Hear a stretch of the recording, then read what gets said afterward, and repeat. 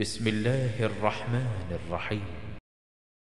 এবারে আমি চলে আসি যে সলি আল মুনাজ্জিদ হাফিজাহুল্লাহ তাআলা বর্তমান আরবি বিদ্বানদের কিনা ইন্টারনেটে গুগল মামাকে জিজ্ঞেস করেন সলি আল মুনাজ্জিদ, তিনি বলছেন কুফরের অর্থাৎ কাফির হয়ে যাওয়ার মতোই নিফাকি অর্থাৎ মুনাফিকির কার্যক্রমগুলো।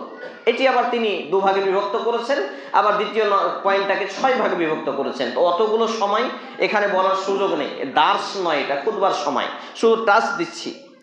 একটা নেফাকি বা মুনাফিকি হচ্ছে আকীদাগত, যেটা অন্তরের বিষয়, আমল, যেটা হচ্ছে বিশ্বাস, যেটা হচ্ছে আপনার আভ্যন্তরীণ বিষয়।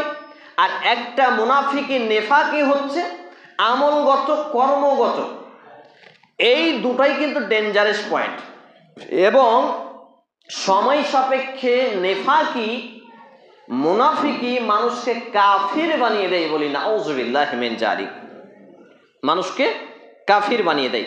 তার মধ্যে কয়েকটি কথা আমি বলে দিই, এই নেফাকির মধ্যে কি কি পয়েন্টগুলো আছে সেগুলো বলে আমি আলোচনা এগিয়ে নিয়ে যাব।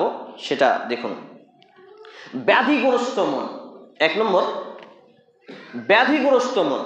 ব্যাধিগ্রস্ত মন বলতে আপনি মসজিদে এসেছেন, হয়তো আপনার দরজায়, মসজিদের দরজায় একটা মেহমান এসছে। আরেকটা বিষয়, 3 সপ্তাহ পূর্বে জঙ্গিপুরে একটা খুতবা আসছে, দেখবেন, আমি নিজের প্রচার করছি না, শুধু অবগতির জন্য, ওইখানেও শিক্ষা পাবেন।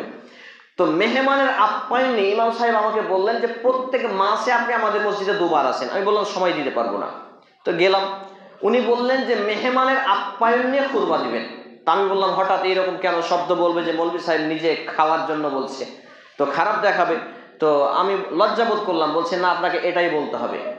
তো মেহমানের আপ্যায়ন নিয়ে আলোচনা করা আছে, দেখবেন। তো সেইখানে অনেকটি পয়েন্ট পাবেন এবং উপকৃত হবেন। তা আপনার দরজায় যে কেউ, এখন আমিও মুসাফির, আমিও মেহমান, একটা মিসকিন ফকির এলো, সেও মেহমান।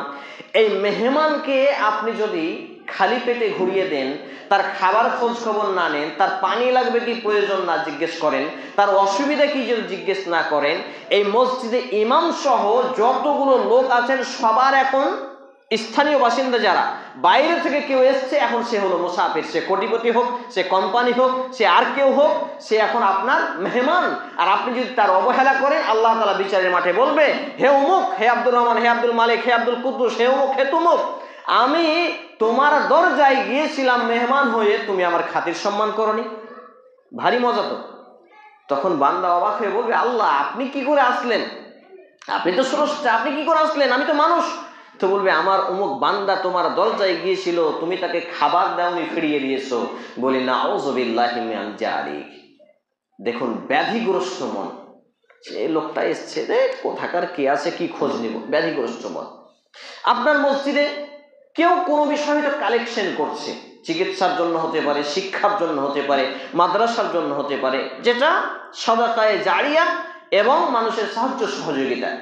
আপনার ইচ্ছে হচ্ছে 100 টাকা দিই, 500 টাকা দিই, দিব, থাক, আমার সংসারে ছেলে মেয়ে। এই যে ব্যাধিগ্রস্ত মন, এই ব্যাধিগ্রস্ত মন হচ্ছে নেফাকের 1 নম্বর কারণ এবং মুনাফিকের লক্ষণ, বলি নাউযুবিল্লাহি মিন যালিক। নাম্বার 2, খেয়াল খুশির প্রলোভন। খেয়াল খুশি, যেটা ইচ্ছে সেটাই মন। কখনো নামাজও পড়ে নিলাম, ভালো না সিনেমা দেখতে গেলাম, নামাজও পড়ে নিলাম, আবার দেখছি কেউ কেউ ওই কি বলছে আপনাদের এলাকায়, তাস খেলা খুব চলে নাকি, জুয়া, আর কি এই ক্রিকেট খেলা।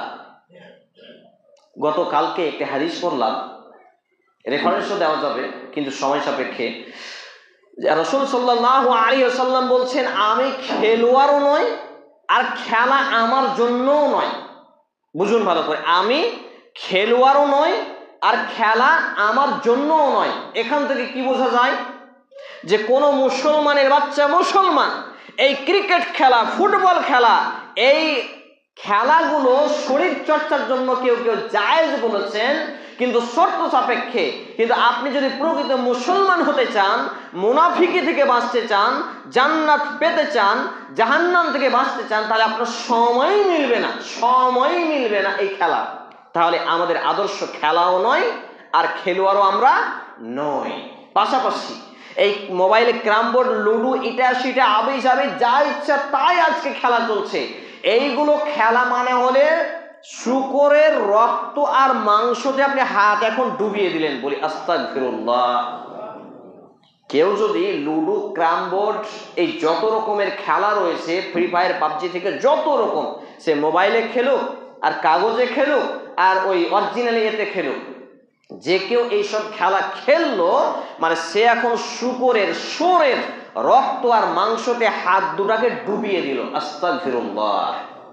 আল্লাহ তাআলা আমাদেরকে হেফাজত করুন। আলহামদুলিল্লাহি রাব্বিল আলামিন।